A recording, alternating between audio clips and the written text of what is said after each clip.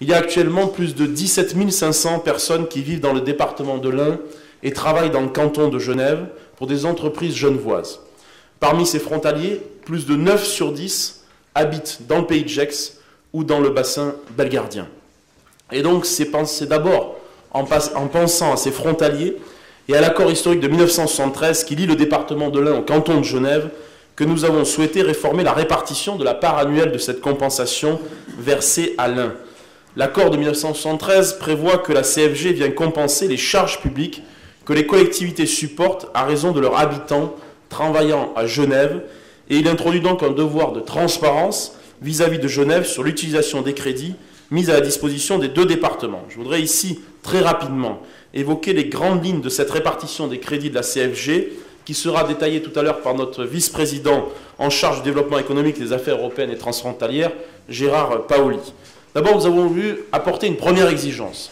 C'est l'exigence de transparence. Désormais, les ressources et les emplois de la CFG seront intégralement identifiés et suivis dans un budget annexe. C'est la première fois en 40 ans. Deuxième exigence, c'est l'exigence de mettre fin à une logique de saupoudrage et de dispersion de la CFG.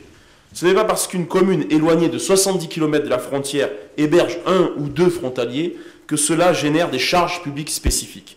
Et donc, au-dessous d'un seuil de 50 frontaliers, les communes de l'ouest du département ne recevront plus de CFG. Ce seuil est fixé à 5 pour celle du budget. Donc nous avons scindé le département en 3 zones en fonction de l'importance du fait frontalier en tant que tel. Et la troisième exigence, c'est la concentration sur les investissements structurants pour le secteur transfrontalier. La clé de répartition évolue. Nous étions dans une clé de répartition 60% pour la part dite communale, 40% pour la part dite départementale. Nous allons proposer aujourd'hui de passer à 55% pour la part communale et 45% pour la part départementale, sachant que je vous le rassure, les 5% supplémentaires ne sont pas captés par le département. Il n'y a pas 1 euro de plus qui va dans les caisses du département, mais qui sont complètement reversés dans la zone historique pour des projets d'investissement structurants qui notamment seront portés par les communautés de communes du pays de Gex et du bassin belgardais.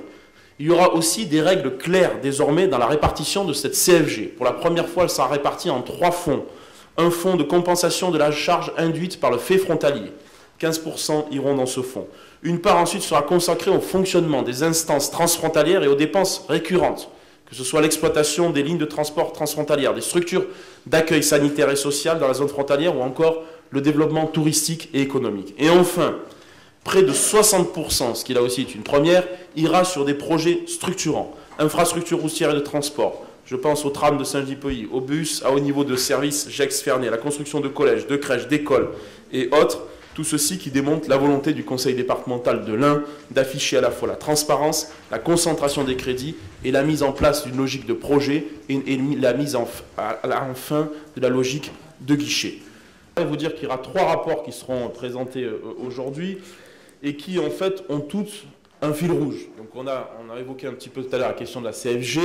Nous aurons également un rapport qui concerne les subventions dans le domaine du secteur social et de la santé. Et enfin un troisième sur les nouveaux axes de la politique culturelle.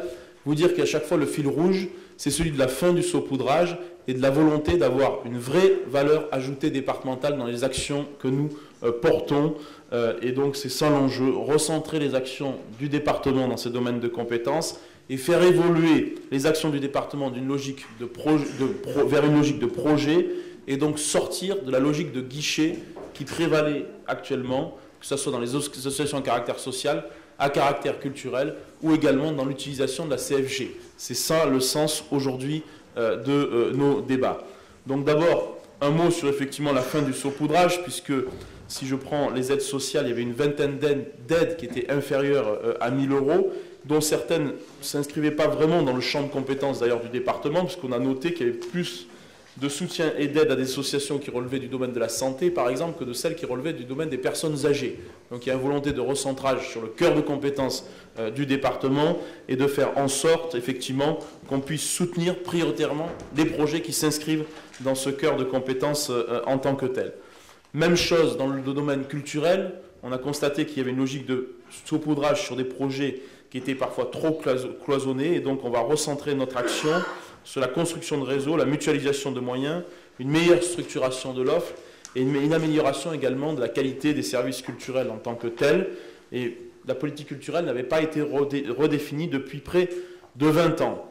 Un mot sur la politique, on aura l'occasion d'y revenir, mais sur la question de la politique culturelle, et vous allez voir à l'examen de ce rapport que contrairement à l'idée reçue comme quoi la culture pourrait être le parent pauvre du budget 2016, ou comme quoi finalement cette majorité départementale ferait fi de la culture, nous allons vous démontrer aujourd'hui que non seulement elle n'est pas un parent pauvre, mais elle s'en sort même renforcée. Et tous les arguments à l'appui, donc j'espère que tout le monde les entendra bien, de manière à ne pas avoir de présupposés idéologiques avant même d'avoir analysé la situation en tant que telle. Et nous soutiendrons effectivement la culture, son dynamisme associatif, sa création, et qui correspond également à l'attractivité, bien sûr, de notre département. Enfin, dernière chose, sur la logique, donc toujours dans la politique culturelle de projet, nous avons une double logique, qui est la logique de projet, et la logique également de contractualisation, de manière à donner une vision plus pragmatique de la politique culturelle en tant que telle, et nous aurons l'occasion d'y revenir lors du rapport. Enfin, dernier point, il s'agit de renforcer les investissements et les projets structurants, donc aussi bien dans le cadre de la CFG, j'y reviens pas, on en a parlé un petit peu tout à l'heure et on va en parler également lors des débats, mais c'est vrai pour la compensation financière genevoise, avec un certain nombre de projets d'infrastructures qui sont prévus et autres. C'est vrai également dans le domaine de la culture, puisqu'on a, je vous rappelle que beaucoup de projets sont inscrits au contrat de plan État-Région. Je pense à la réhabilitation du site d'Ambronay, à la Maison de la Culture de la Citoyenneté, au Musée de la Résistance à la déportation de Nantua, à l'étude muséographique du Petit Prince à Saint-Maurice-de-Raymond, à la question des cuivreries de Cerdon ou encore des soirées bonnet à Jujurieux. Autant, effectivement, de projets à caractère culturel qui sont inscrits dans le contrat de plan État-Région en tant que tel, et d'autres projets interviendront dans l'année 2016, que ce soit dans le cadre du plan senior où un volet culturel sera intégré, c'est le cas dans le plan accessibilité également, où il y a une prise en compte des bâtiments et de nos musées départementaux dans la question effectivement de l'accessibilité, et encore d'autres choses. Tout ça pour vous dire donc que cette session, si on avait effectivement à retenir le triptyque, ce serait transparence, sincérité et fin du saupoudrage. Voilà les exigences que nous nous sommes fixées par la présentation de ces trois rapports à l'occasion de cette session exceptionnelle.